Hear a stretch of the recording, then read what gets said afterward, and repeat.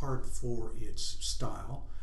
It's written in a certainly Victorian style, which is hardly used today. But when she was on task, certainly Stowe knew how to craft a scene. I'll just read you a brief passage, a very famous passage, when Eliza is fleeing with her young son, trying to cross the Ohio River and achieve freedom.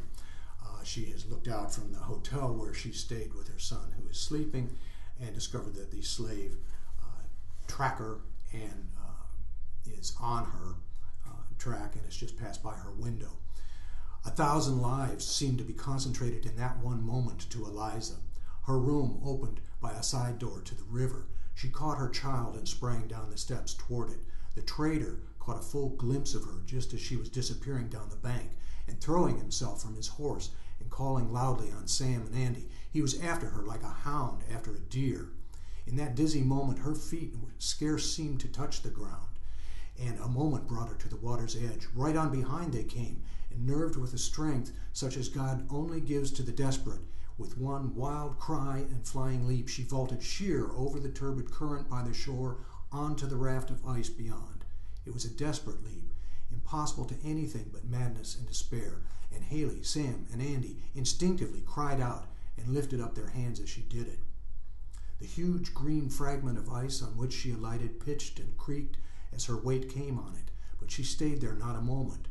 With wild cries and desperate energy, she leaped to another and still another cake, stumbling, leaping, slipping, springing upwards again.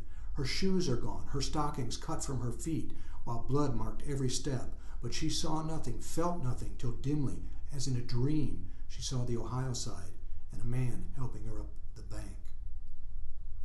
Now, certainly that's melodramatic prose, but there's no getting over the fact that Stowe knew how to craft a scene.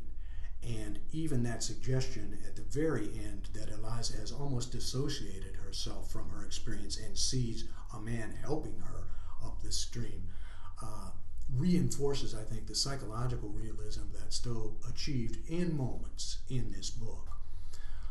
Certainly it can be argued this is a piece of fiction. This was written by a white woman with all of the best intentions of ending slavery. But she had no, or little or no, first-hand experience of slavery beyond stories that were told to her.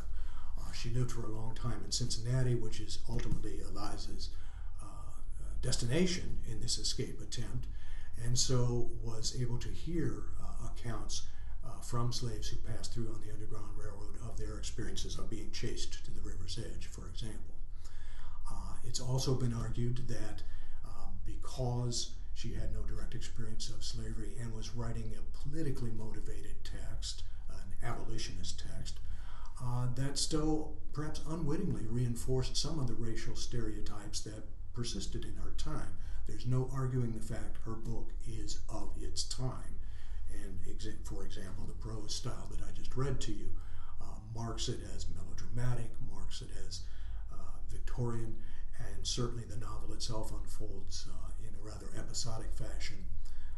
And her characterizations of African American slaves may be stereotypical, but on the other hand, a number of them derive directly from the oral tradition practiced among African American storytellers ever since they walked on our shores and began to tell their stories to each other.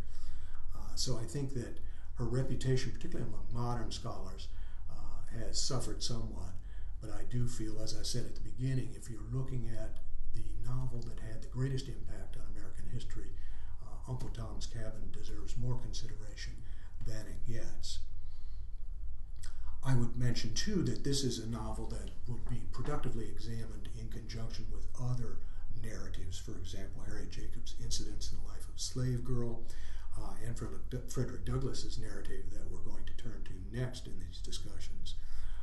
I think in that light, her fictional account can be balanced against the nonfiction autobiographical accounts that those two books contain. And I think it will highlight really what Stowe was able to achieve. And certainly there's no denying that the political impact of Uncle Tom's Cabin, if it didn't start the Civil War, certainly pumped new energy into the abolition movement and spread it through her audience, which was primarily women, to other women around the country, and started the abolition movement that contributed to that Great War. I'm done with Stowe.